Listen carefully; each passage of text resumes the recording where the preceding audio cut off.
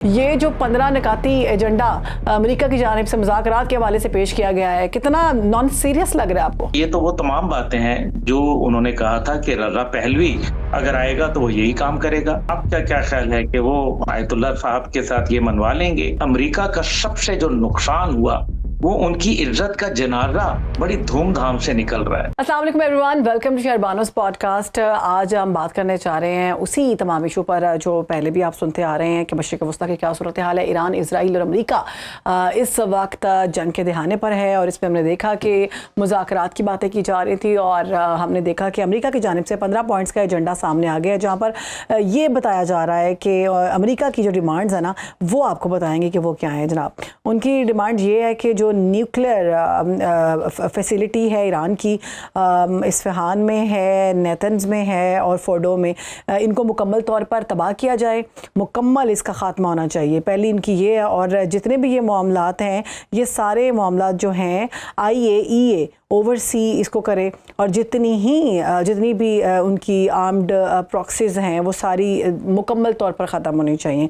और इसके साथ उन्होंने कहा कि ईरान जो इनको फ़ंड करता है जितनी प्रॉक्सीज़ को, इन प्रॉक्सीज़ को बंद करे और इसके साथ न्यूक्लियर कैपेसिटी जितनी भी है वो तमाम तर जो है वो सरेंडर कर दे। और इसके साथ साथ स्टेट ऑफ हॉर्मोज़ के हवाले से कहा गया है कि उसको मुकम्मल तौर पर खोला जाए। जैसे कि आपको पता है कि स्टेट ऑफ हॉर्मोज़ जो है इसको बंद किया गया जंग की सूरत में। कुछ कंट्रीज़ के लिए जो कि ईरान के साथ दोस्ताना ताल्लुकात रखती हैं, पाकिस्तान भी इनमें शामिल है, उनके लिए ये खुला हुआ है। और इसमें यह कहा गया है कि पूरा जो एरिया है ना, इसको फ्री जोन किया जाए, यानी इसमें कोई टोल टैक्स ना लगाया जाए। ईरान की जानिब से इसमें टैक्स लगाया गया है। और जब भी हम किसी मुल्क की बात करते हैं तो किसी मुल्क के कवानीन के मुताबिक हमें चलना पड़ता है। जब भी आप बॉर्डर टू बॉर्डर या बॉर्डर क्रॉस करते हैं तो उसका कुछ टैक्स होता है, वो आपको पे करना होता है। और वो ईरान ने अब लगाया, जिस पर अमेरिका को तहफ़्फ़ुज़ात है कि ये नहीं होना चाहिए, ये भी ख़त्म होना चाहिए। अगर ये सब कुछ करता है, उसके साथ साथ ईरान ये करे कि ईरानी जो मीज़ल सिस्टम है ना, वो इलाके में दहशत बिल्कुल ना फैलाए और ये तमाम सिस्टम जो है ना ये भी ख़त्म किया जाए। तो इस सब करने के बाद ईरान को क्या मिलेगा वो भी आप सुन लें। अमेरिका जो है ना वो असिस्ट करेगा जितने भी न्यूक्लियर प्रोजेक्ट्स हैं इलेक्ट्रिसिटी पावर के हवाले से ईरान को, और उसके साथ सारी जो सैंक्शंस हैं अभी तक 40 साल से वो ईरान पर ख़त्म की जाएंगी और न्यू सैंक्शंस जो हैं उसका जो थ्रेट है ना वो भी ख़त्म कर दिया जाएगा। ये अमेरिका की जानिब से कहा गया है। लेकिन सिंपल सवाल ये है कि एक मुल्क जो 40 साल से सैंक्शंस के बावजूद आपके सामने इस तरह से खड़ा है कि आपकी होशो आवाज़ जो है वो ख़त्म हो चुके हैं, जान आपके मुँह में आई हुई है, आप बोल पा नहीं रहे, रात को आप कोई और बयान देते हैं, दिन को आप कोई और बयान देते हैं, तो उसको क्या ज़रूरत पड़ी है कि वो आपके इन तमाम मामलात 40 साल के सैंक्शंस के बावजूद उन्होंने अपने बैलिस्टिक मिसाइल्स बनाए और इतने शानदार मिसाइल्स उनके सामने आए हैं कि आप ये कहने पर मजबूर हो गए हैं कि हाँ हाँ हमने रजीम चेंज कर दी, हम मुज़ाकरात कर दी, हम कर चुके हैं, ये मुज़ाकरात हो रहे हैं। तो ऐसी सूरत में लगता नहीं है कि ईरान उनके इन तमाम तर मामलात में आएगा।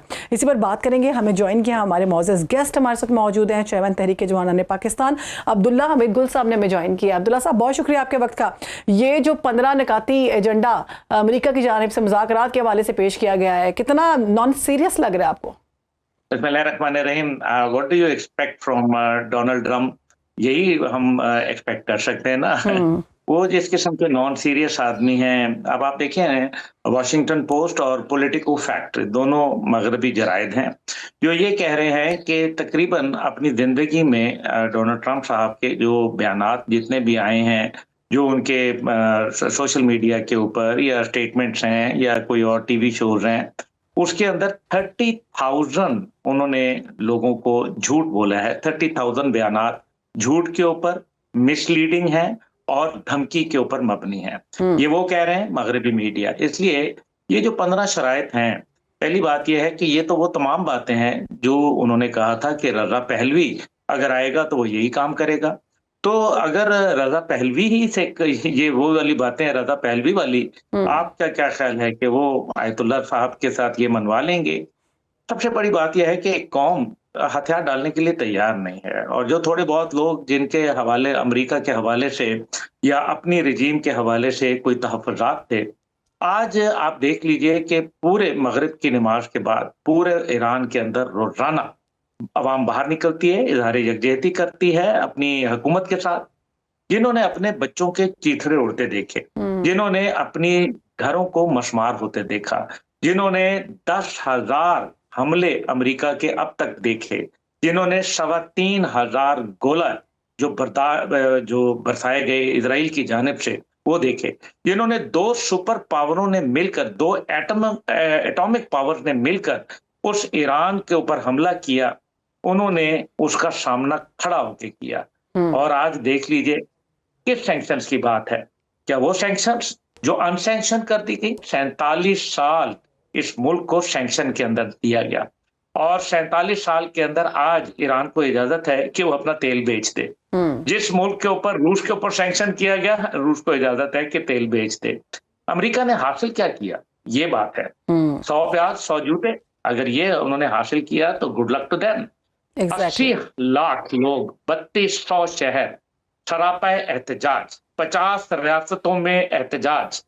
ये क्या अंदरूनी सियासी तन्हाई नहीं है अमेरिका के लिए? एग्जैक्टली। आज वो अमेरिका जिसका मीडिया हमेशा सपोर्ट करता नजर आता था, आज वो CNN अमेरिका की पॉलिसियों के ऊपर और डोनाल्ड ट्रंप के झूठ को बेनकाब करता नजर आता है। आज जो मगरिब, जो कि यूरोपियन यूनियन, नेटो, ये यूनाइटेड नेशन जो उनकी घर की बांदी समझे जाते थे, आज वो उनसे अलहदा होके खड़े।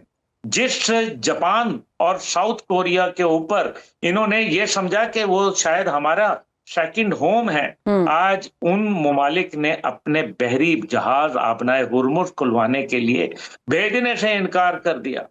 और खुदा की क्या कुदरत हो कि आप देखें कि ईरान, जिसके हवाले से ये था कि वो तो ना टेक्नोलॉजी है ना कुछ है, अब मसला ये है कि 48 घंटे में जिस मुल्क को फतह करना था, और यही बात JD Vance, vice president of America, और नेतन्याहू की जो ऑडियो टेप आई सामने, जिसके अंदर काफी तकरार हुआ, और JD वेंस ने कहा कि तुमने तो कहा था कि 48 घंटे के अंदर हम फतहयाब हो जाएंगे। तो अब मेरा ख्याल है कि हाय उस रूद पेशमा का पेशमा होना कि जनाब JD वेंस साहब, आप अमेरिका हैं, आपको अपना कोई प्लान नहीं लेके आए थे।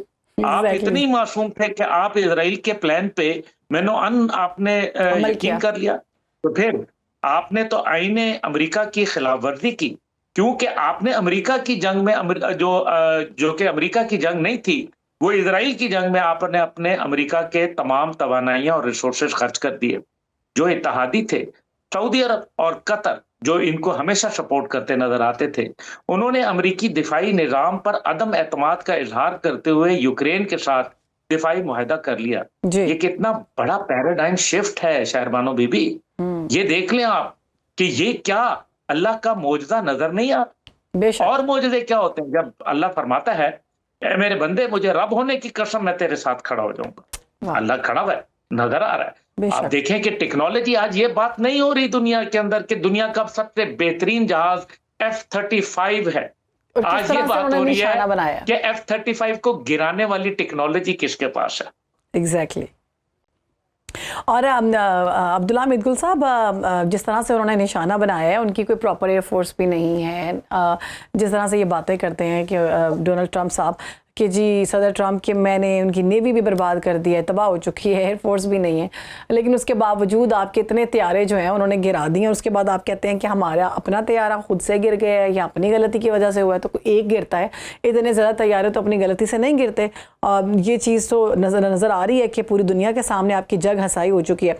अच्छा, इसमें जो इनके इत्तेहादी हैं वो भी अब नज़र आ रहे हैं कि उन्होंने हाथ उठा दिए हैं। अब ट्रंप को ये चीज़ तो वाज़ेह तौर पर समझ आ चुकी है कि नेतन्याहू के पीछे लग के मैंने जो जंग शुरू की और जिसमें मैं अपने मुल्क का पैसा ज़ाया कर रहा हूँ, और अब ये सारी चीज़ें ये मेरे से गलत हो गई हैं और मेरे ही खिलाफ चली गई हैं। ना मैं रजीम चेंज कर सका, ना मैं उनके न्यूक्लियर जितने भी फैसिलिटीज़ हैं उनको कुछ कर सका, ना मैं कोई और मामला बनवा सकता हूँ। अभी तक ईरान जो है एक बात भी नहीं माना और ना ही मानता हुआ नज़र आएगा इंशाल्लाह। तो बरतानिया ने भी हाथ उठा लिए हैं कि हम आपकी जंग नहीं लड़ेंगे, और स्पेन के हवाले से भी ये है खबरें कि एयर स्पेस उन्होंने अपनी कहा है कि आपके लिए अब हमारी एयर स्पेस जो है ना अवेलेबल नहीं है। लेकिन उस सब में हम देखते हैं कि जो बड़ा अहम बयान उन्होंने दिया है मोहम्मद बिन सलमान के बारे में, वो कितना शर्मनाक है। आपने भी देखा होगा, उसका जिक्र करना मुनासिब नहीं है, लेकिन उन्होंने बहुत ही ऐसी ज़बान इस्तेमाल की है कि हैरान कुन सूरत हाल है कि आप उनके लिए अपने मुसलमान भाइयों के साथ लड़ने को तैयार नहीं है, लेकिन उसके बावजूद वो आपके बारे में क्या अल्फाज यूज़ कर रहे हैं। देखें, जहाँ तक ताल्लुक है अल्फाज का, तो मोहम्मद बिन सलमान साहब के हवाले से जो उन्होंने अल्फाज इस्तेमाल किए उसके पीछे वजह क्या है? पहला ये कि अमरीकी निज़ाम में दिफा के ऊपर अदम एतमाद, यूक्रेन के कुर्बत, दौरान जंग, मजे की बात, और साथ ही साथ ये भी एक अहमियत की बात है कि उसने कहा, ट्रंप ने, कि उनको मुझसे बात करना होगी, यानी कि एमबीएस बात नहीं कर रहे। इससे तो यही मतलब है कि एमबीएस बात नहीं कर रहे। हाँ, और वो उन्होंने जानबूझ के सुनी अनसुनी कर दी। हाँ, अच्छा, दूसरी बात यह है कि जो तन्हाई है वो तो उनका मुकद्दर है। ईरान ने डिप्लोमेटिक आइसोलेशन कर दी, पॉलिटिकल आइसोलेशन कर दी, मिलिटरीली आइसोलेट कर दिया, स्ट्रेटेजिकली आइसोलेट कर दिया और फाइनेंशियली आइसोलेट कर दिया।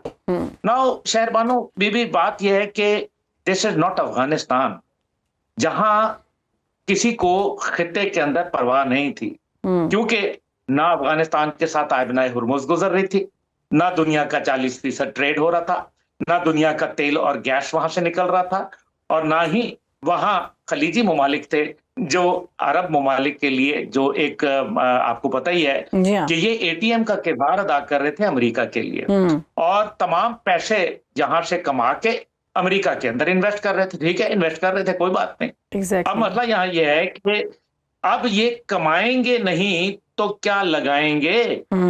अभी इंडस्ट्री को, जो सिर्फ एविएशन इंडस्ट्री है इस गल्फ कंट्रीज की, इस टाइम तक उनको 64 अरब डॉलर नुकसान हो चुका है, 64 बिलियन डॉलर नुकसान हो चुका है, ये 32-33 रोज की जंग के अंदर। अच्छा, दूसरा, उसके अंदर उन्होंने इंडस्ट्री, जो टूरिज्म इंडस्ट्री है यूएई की, सिर्फ 61 बिलियन डॉलर नुकसान हो चुका है। अच्छा, इसके साथ हर दुनिया का 7 जो पैसेंजर्स हैं उनमें से एक पैसेंजर इस इलाके में, दुनिया का 14% ट्रेवल इस खित्ते से होता था, जो अब नहीं हो रहा।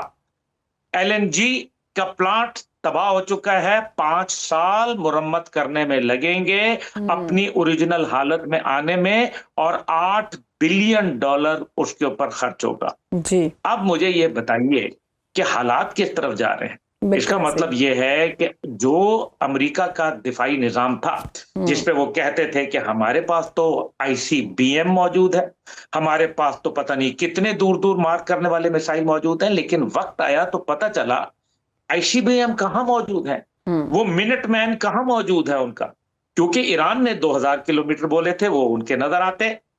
आज अमेरिका को अपने जहाज भेजने पड़ रहे हैं और एयरफोर्स के जरिए बमबारी करानी पड़ रही है। वाहिद जो उनका टॉमोहॉक मिसाइल है वो नजर आ रहा है, बाकी मिसाइल उनके कहां गए? सर, उसके बारे में भी है कि वो खत्म हो चुके हैं। टॉमोहॉक जो है ना मिसाइल, वो भी खत्म करके बैठे हुए हैं आप।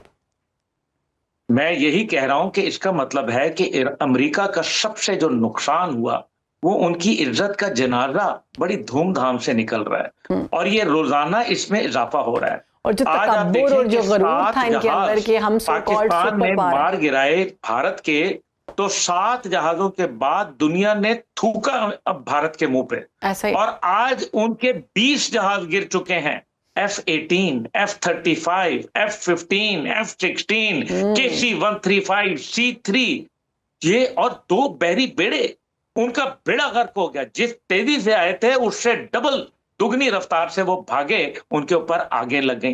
ये पुरस्कार हादसे नहीं है, ये इनको मार पड़ी है। और मिसाइल की बैटरीज उड़ा के रख दी। इसी तरीके से जो आयरन डोम बेनकाब हो गया, डेविड स्लिम सिस्टम, उसका मैं कहता हूं जनाजा निकल के गया, और जो जितने भी उनके पेट्रियट डिफेंस सिस्टम थे वो उनकी जो है वो छुट्टी हो गई। आज ट्रेजेक्टरी चेंज कर जाते हैं। ईरान के मिसाइल जब देखते हैं कि नीचे से पेट्रियट आ रहा है, वो अपना रास्ता तब्दील करके दूसरी जगह पे कर देते हैं।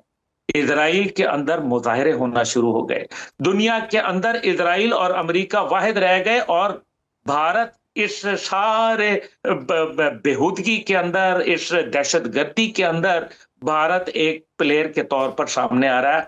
अजीब और गरीब, आप देखें नेतन्याहू बहके बहके बयान, डोनाल्ड ट्रंप बिल्कुल ही बेचारे, मतलब उनको तो मतलब यही है कि वो वैसे यहाँ किसी मजार वगैरह के ऊपर बैठ जाएं तो बड़ा पैसा बना लेंगे, क्योंकि ऐसे मजदूब लोगों को बनाया जाता है, मतलब जो बिल्कुल ही मतलब अच्छा, फिर जयशंकर, कहने को पढ़ा लिखा आदमी, लेकिन इतनी छोटी बात करके उसने बता दिया कि वो किस खानदान से ताल्लुक रखता है, जिसका उसने हमारे ऊपर जिक्र किया। इसका मतलब ये है कि ये तो डिसोरिएंटेशन का शिकार हो गए हैं, इनको समझ नहीं आ रही कि हम कहाँ करें। अब ये जंग तो इन्होंने शुरू कर दी। अच्छा, पूरी दुनिया में जिस भारत की धूमें मची हुई थी कि जनाब इनकी तो डिप्लोमेसी ऐसी है, आज अल्हम्दुलिल्लाह पाकिस्तान की डिप्लोमेटिक एफर्ट्स के मुतालिक मैं इससे ज्यादा क्या बोलूं कि मुज़ाकरात डोनाल्ड ट्रंप मीडिएटर का किरदार साहब है। का ये मुकाम आ गया कि वो वजीर खारजा पाकिस्तान के ट्वीट को रीट्वीट करते हैं, दिस इज आवर पाकिस्तान। बिल्कुल। ये है पाकिस्तान का किरदार। सर अब आप देखें कि तुर्किया आलम इस्लाम की एक बहुत बड़ी ताकत जी। और नेटो के अंदर भी है। इसी तरह से मिस्र आलम इस्लाम की तीसरी बड़ी ताकत और पाकिस्तान नंबर 1 और सऊदी अरब जो जिसके साथ दिफाई और स्ट्रेटेजिक शराकत दारी है। आज ये बात समझ आ गई है दुनिया को कि पाकिस्तान रकबे में जरूर छोटा है लेकिन कद में बहुत बड़ा बड़ा है, है, कम से कम बेशक। भारत में कहीं बड़ा है। तो सर ये और आज मोदी ने फिर इजराइल क्या को पाया तकलीफ हो व्हाइट रही हाउस है। में जाके? आज और चीन और पाकिस्तान और रूस एक किरदार अदा कर रहे हैं और आज मगरिब का ट्रस्ट पाकिस्तान पे है तो मशरिक वुस्ता और ईरान पाकिस्तान पर अंधा यकीन करते हैं। बिल्कुल, पाकिस्तान जो मीडिएटर का किरदार अदा कर रहा है, बहुत अहम किरदार है और ये बहुत बड़ी बात है कि इतने ममालिक को छोड़कर सिर्फ पाकिस्तान पर अपना सारा ट्रस्ट जो है अमेरिका का, ईरान का लगाना, ये पाकिस्तान के लिए बहुत बड़ी बात है। लेकिन सर ये हम देखते हैं कि टीवी चैनल्स पे इंडियन जो है वो चीख रहे हैं, वो रो रहे हैं कि देखें जी ये मोदी साहब तो वहाँ जाके उनको अपना अब्बा बनाए हैं इसराइल को, मेरे अब्बा कंट्री है ये, मेरा बाप है ये कंट्री ना, फादर कंट्री के आए हैं। उसके बावजूद किसी ने आपको घास नहीं डाली, आप सिर्फ वहाँ जाके एप्स्टीन फाइल्स में नाचते ही रहे हैं। आपने कोई काम नहीं किया, आपको तो उन्होंने किसी, वो कहते हैं ना 3 में ना 13 में किसी चीज़ में उन्होंने आपको गिना ही नहीं है। तो ये मोदी साहब कौन से नशे में थे? देखें, सस्ता नशा करते हैं और थर्ड रेट बॉलीवुड फिल्मों से राइटर उधार मांगते हैं जो बहुत ही कमजोर कहानियां। असल में दोनों मुमालिक के अंदर एक मुमासलत है, वो हॉलीवुड वाले हैं और ये बॉलीवुड वाले हैं। वो हॉलीवुड पूरी दुनिया को तबाह करके अमेरिका को जिता देता है और ये पूरे पाकिस्तान को बर्बाद करके सनी देओल बाहर आ जाता है। ये लगा बात है। और 2.5 किलो का हाथ पहुंचता है वाघा बॉर्डर के ऊपर, तो वो जब हमारे यहाँ 6.5-7 फुट वाले सिपाही को बाहर देखता है जो हमारे जीदार खड़े होते हैं, उन चीतों के सामने वो एक बिल्कुल कमजोर, मैं कहता हूँ बकरी से भी कमजोर वो नजर आता है। तो ये तस्वीरें मौजूद हैं, मैं चाहूंगा कि आप जरूर दिखाइएगा।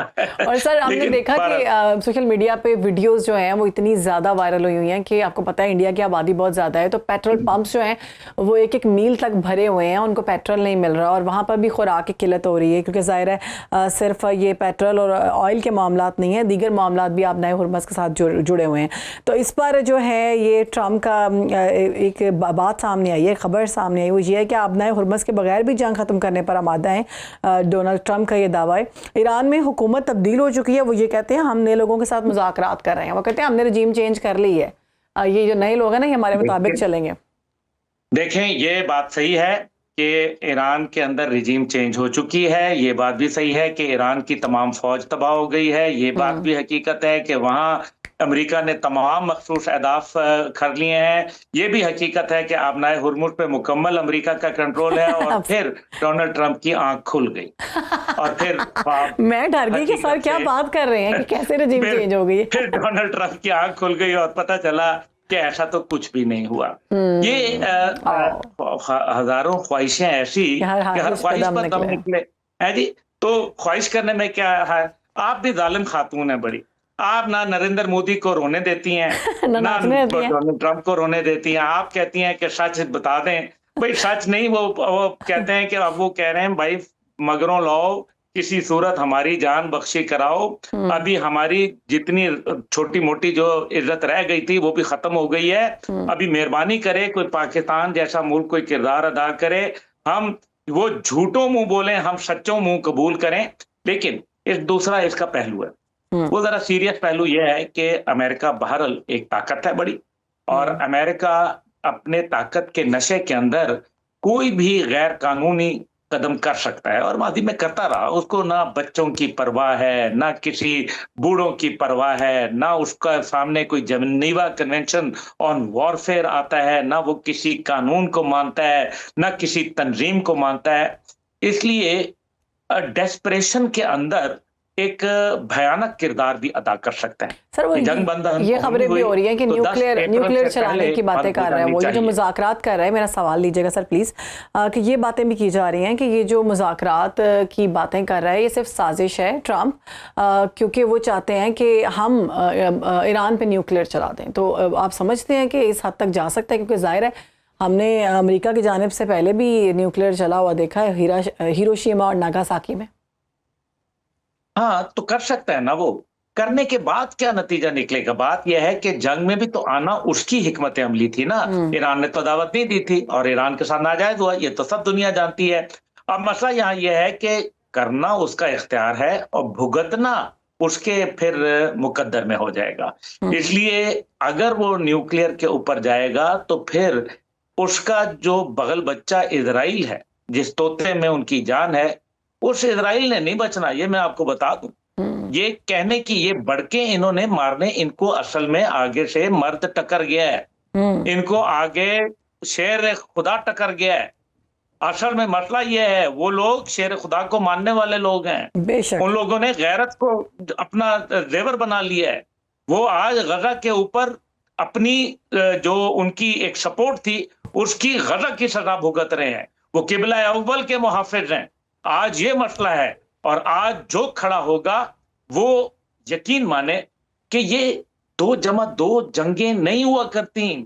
313 मैदान के अंदर खड़े थे लश्कर जरार के सामने, वाह वाह वाह। फतह 313 की हुई थी, लेकिन बेशक। पहले उस यकीन को तो पाओ। इसलिए क्या काफिला हुसैनी, वो मैं उसको क्या कहूं कि उनको शिकस्त हुई थी या वो फाते थे? फाते तो फतह बेशक तो उनकी हुई थी। बेशक। ये जान दे के ये अमली तौर पर दुनिया के अंदर, मैं टीपू सुल्तान को क्या शिकस्त खुर्दा कहूंगा? मैं हैदर अली को क्या कहूंगा कि वो हार गए थे? मैं क्या बोलूंगा कि सराजुद्दौला के हवाले से? मैं क्या बोलूंगा इस हवाले से कि जो गजवात हुए उसके अंदर क्या नतीजे निकले? वो नहीं, ऐसा नहीं हुआ करता। ये जंगें जो होती हैं ये 2+2 के ऊपर अमेरिका करता होगा। ये 2 अल्लाह के हाँ 2+2 4 नहीं, बल्कि वो उसके कई मानी हैं बेशक। और यही मानी नजर आ रहे हैं आपको। 2 बड़ी न्यूक्लियर पावरें, 2 सुपर पावरें एक नहते मुल्क के ऊपर चढ़ दौड़ी हैं। ईरान की नेवी खत्म कर दी, ईरान का फौज खत्म कर दी, IRGC खत्म कर दिया। तो ये जो जिन्नात चला रहे हैं रॉकेट, आप नए हुरमत किसने रोका हुआ है? अच्छा सर, ये बहुत ज़बरदस्त आपने गुफ्तगू की। अभी ईरान के हवाले से आप बात कर रहे हैं कि वो मौला अली को मानने वाली कौम है और वो कभी भी मैदान से भागने वाली नहीं है। और हमने देखा कि वाकई कौम, जिन कौमों के बारे में हम सुनते थे कि वो डट कर खड़े हो जाते हैं और उनको मौत की कोई परवाह नहीं रहती और अपने अल्लाह पे इतना तवक्कुल होता है कि वो समझते हैं कि जो भी होगा हमारे हक़ में बेहतर होगा। और वो लोग कफन पहन के जो है सड़कों पर फिर रहे हैं और जिस तरह से हम उनको देख रहे हैं, जो जज्बा है उनका, वो हमने इससे पहले नहीं देखा। कहानियाँ ज़रूर हमने सुनी हुई हैं, लेकिन ये हम अपनी ज़िंदगी में देख रहे हैं। दूसरी जानिब इज़राइल को ये पोर्ट्रे करते हैं कि जी बहुत ही पीसफुल कंट्री थी। अभी जो चीज़ खबर सामने आई उसमें यह है कि इजराइल की 60% आबादी जो है ना वो छोड़ के इजराइल भाग रही है। वो कहते हैं कि हम यहाँ नहीं रहना चाहते, क्योंकि उनको समझ आ गई है कि हमारे हुक्मरान जो हैं वो यही करेंगे कि वो आज इस पे बम मार रहे हैं, कल उस पे मार रहे हैं। हाँ, गज़ा के साथ कुछ किया, ईरान ने ही बदला लिया अगर कोई लिया, बाकी जो है वो सिर्फ वाजिबात या बातों तक ही रहे। तो अभी इजराइल की आबादी जो है ना वो मुकम्मल तौर पर यकीन नहीं कर रही और वो मुल्क छोड़ने पर, क्योंकि वो लोग मौत से बहुत डरते हैं। हमने कुछ प्रडिक्शंस की अगर हम बात करें, इस्लामी प्रडिक्शंस की, तो 14 साल पहले इस हवाले से बहुत क्लियर प्रडिक्शंस हैं कि किस तरह से वो लोग ज़मीनों के अंदर अपने लिए जगह बनाएंगे और वो यहूदी जो हैं वो अपने आप को बचाने की कोशिश करेंगे और इनकी ख़वातीन जो हैं वो मर्दों को ढूंढेंगी, लेकिन वो मर्द नहीं मिलेंगे। तो ये सिचुएशन हम सच्ची होती देख रहे हैं। जी बिल्कुल, इसमें कोई शक शुबा नहीं है, ये ऐसा ही है और ये तो हो के रहना है ना। मसला यहाँ ये है कि उन्होंने तमाम जो कैलकुलेशंस की थी वो गलत की थी। मतलब जिस अमेरिका को हम समझते थे कि ये अक्ले कुल हैं, इतने जाहिल निकलेंगे? आई एम सरप्राइज्ड कि एग्जैक्टली। उन्होंने कोई कैलकुलेशन नहीं की थी। अगर ये मैं आपको बता दूं कि अगर उन्होंने खार्क के ऊपर या किसी भी जजीरे में या बूट्स ऑन ग्राउंड करके ईरान के अंदर आने की कोशिश की, तो फिर आप देखेंगे कि पाकिस्तान में कारोबार अरूज के ऊपर होगा। और मैं आपको बोलूंगा, बल्कि आपके वसातत से, कि आप भी इस कारोबार में जरूर इन्वेस्ट कीजिएगा, बड़ा मुनाफे का है। कौन सा? ताबूत बनाने का। ताबूत बनेंगे और इतने ज्यादा होंगे कि आपको यहाँ माल पूरा नहीं कर पाएंगे। Allah. It will be a massacre, it will be a death warrant signing by America. ये अमेरिका अगर वहां गया तो पूरे खित्ते के अंदर जितने एक्सट्रीम एलिमेंट्स हैं, जहादी एलिमेंट्स हैं, वो सब खड़े हो जाएंगे ईरान के पास आके। ये अमेरिका जहां गया हार के आया। इन्होंने कभी जीत देखी कोई नहीं है। ये कमजोर के ऊपर चढ़ जाते हैं। ये वहां जाते हैं जहां, चलो वेनेजुएला के अंदर जहां उनकी फौज मिल गई, इनको जब आके टकरता है कोई खड़ा होके। देखिए क्या खूबसूरत बात है कि अल्लामा कहते हैं कि मौत से डरता नहीं जो फाका कश जरा, वाह। रूहे मोहम्मद उसके बदन से निकाल दो। सुभान अल्लाह। अब रूहे मोहम्मद तो नहीं निकाली जा सकती। बेशक। कैसे? जो शहादत की तलाश में आप उनको मौत से डरा रहे हैं। It will not be possible. They have lost it. This is a wrong decision by America. और ये उनके लिए बहुत बड़ा एक, अगर ये जंग 10 दिन के अंदर बंद नहीं होती, फिर मैं ये समझता हूं कि ये एक हौलनाक तबाही पूरी दुनिया के लिए लेके आएगी। लेकिन शहरबानो, ये देखें बेटे, मैं आपको एक बात बताऊं, दुनिया खामोश तमाशाई बनी रही जब गजा के अंदर लाशों पे लाशें उठ गई। 70-75 हजार लोग, बच्चे, बूढ़े, औरतें, जवान, सब शहीद कर दिए गए। दुनिया खामोश तमाशा रही। अरब दुनिया ने अपने सफारत खाने तक तेल अवीव में बंद करने की जहमत नहीं की। जिस स्पेन की आपने बात की, उन्होंने अपना सफीर बुला लिया। इटली ने अपनी फौजें बुला ली। Hats off to them.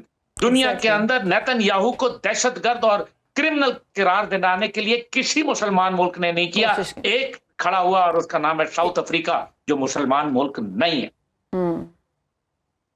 हाय उस रूद पशेमा का पशेमा होना। अब इज्तमाई गुनाह हुआ था और आप और मैं और हमारे नाजरीन बैठ के इस गुनाह को देखते रहे और बर्दाश्त करते रहे। आज इज्तमाई सजा का वक्त आ गया है, ये भी भुगतनी पड़ेगी। सर, गजा के बच्चे जो हैं भूख और प्यास से मर रहे थे, कुछ उनके पास नहीं था। आप देखें ये ईरान की जानिब से ये आबनाए हुर्मुज़ का बंद करना पूरी दुनिया में खुराक की किल्लत को पैदा कर रहा है। पूरी दुनिया में ऑयल का और एनर्जी क्राइसिस थ्रेट जो है वो उस सूरत में सामने आ रही हैं और लोगों को अपनी जान के लाले पड़ गए हैं कि अगर ये मज़ीद, जैसे आपने कहा कि 10 रोज़ और बंद रहता है, तो पता नहीं मामला कहाँ तक जाएंगे, लोग किस तरह से मामला देखेंगे। पेंडेमिक की सूरत तो हमने देखी है, लेकिन इस तरह की सूरत हमने इससे पहले नहीं देखी कि खुराक की किल्लत का सामना हो। तो ज़ाहिर है जो आपने बहुत खूबसूरत बात की है कि जो सब हम चुप करके देखते रहे, अब हमें भुगतना भी होगा। हम दुआ करते हैं कि परवरदिगार जो है वो सबके लिए आसानियाँ करे। बहुत शुक्रिया, बहुत ज़बरदस्त गुफ्तगू की आपकी जानिब से। ये था हमारा आज का पॉडकास्ट। इस हवाले से जितनी भी अपडेट्स आती रहेंगी आपके साथ शेयर करेंगे। Thank you. अल्लाह हाफ़िज़।